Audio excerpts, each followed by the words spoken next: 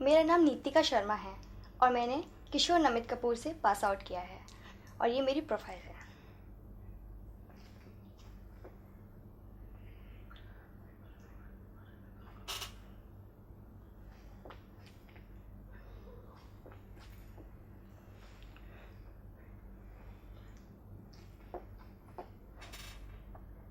आज मैं बहुत प्रसन्न हूँ क्योंकि आज का दिन मेरे लिए बहुत ही खास है, इसलिए तो कल रात भर नहीं सो पाई और मैं ये भी जानती हूँ कि वो भी रात भर सो नहीं पाए होंगे। पता नहीं, एक अजीब सा डर, अजीब सी बेचैनी मुझे अंदर ही अंदर खाए जा रही थी। समझ नहीं आ रहा था कल का सूरज मेरे लिए उजाला लेकर आएगा या फिर अंधेरा। देखते ही देखते रात कब बीत गई पता ही नहीं चला।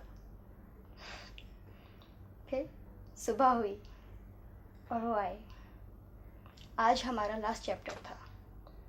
उन्होंने वो ख़त्म किया और फिर खामोशी खामोशी।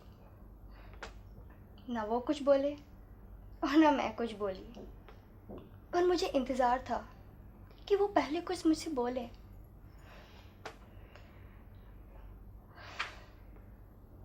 मुझे कुछ भी समझ नहीं आ रहा था कि शुरुआत कैसे करूं। अगर कुछ सुनाई दे रहा था तो सिर्फ हमारी सांसें और तेज़ धड़कनें। मैं ये सब सोच ही रही थी कि अचानक से वो बोले कि आप इतनी चुप क्यों हैं। ये सुनते ही मुझे बहुत सुकून मिला क्योंकि हमारे पास इतना वक्त था ही नहीं। मुझे पिताजी के आने का भी बहुत डर लग रहा था, तो मैंने उनसे कहा, कुछ नहीं, आप कहिए। फिर वही खामोशी।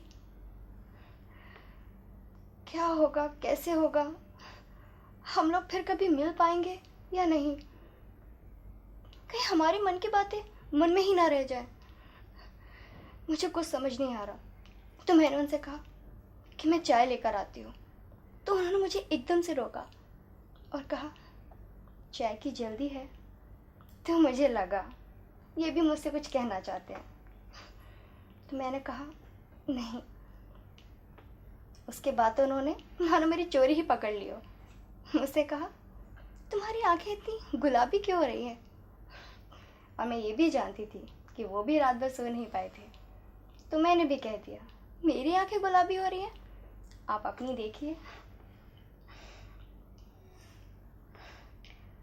पर जब मैंने उनकी आंखों में देखा तो मुझे ऐसा लगा कुछ तो है जो उन्हें अंदर ही अंदर खाए जा रहा है।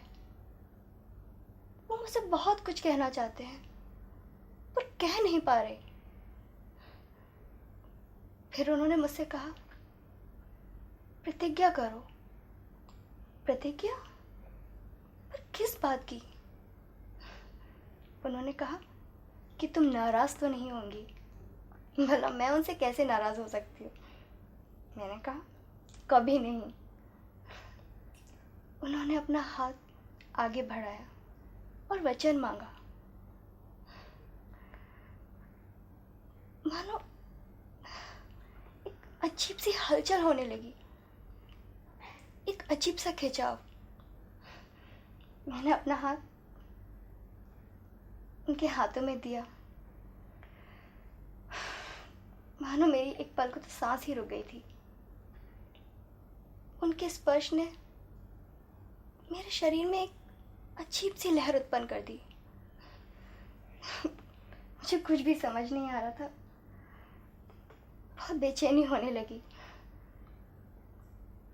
फिर उन्होंने मुझसे कहा, हाथ दे रही हो, छुड़ाओगी तो नहीं। भला मैं कैसे हाथ छुड़ा सकती हूँ, मैं तो उन्हें कब का अपना सौंप चुकी हूँ। फिर जब उन्होंने अपने मन की बात कहना शुरू करी तो मुझे जो भी था कि उन्हें कुछ ना कुछ खाया जा रहा है, वो ये था। उन्होंने मुझसे कहा, कि मैंने तुमसे इतनी बड़ी चीज़ मांग ली है। मेरी क्या हैसियत, ना तुम्हारे योग्य धन, ना समाज में इज्जत, और अभी तो केवल 80 रुपए की ही नौकरी। और भी ना जाने क्या कहने वाले थे, तो मैंने तो उन्हें बीच में ही रोक दिया, क्योंकि मुझे ये सब बिल्कुल अच्छा नहीं लग रहा था। मुझे उन पर पूरा भरोसा था। और मैंने उनसे कहा कि आप ये कैसी बातें कर रहे हैं, आप महान हैं, कलाकार हैं, लेखक हैं, पैसे का क्या है, मैं पैसे की भूखी नहीं हूँ। आपकी कला और उन्नति में हाथ बटाने को मिल जाए, ये क्या कम है? बहुत सी सारी बातें ऐसी थी जो सिर्फ हमने आंखों ही आंखों में समझ ली और कहने की ज़रूरत भी नहीं पड़ी।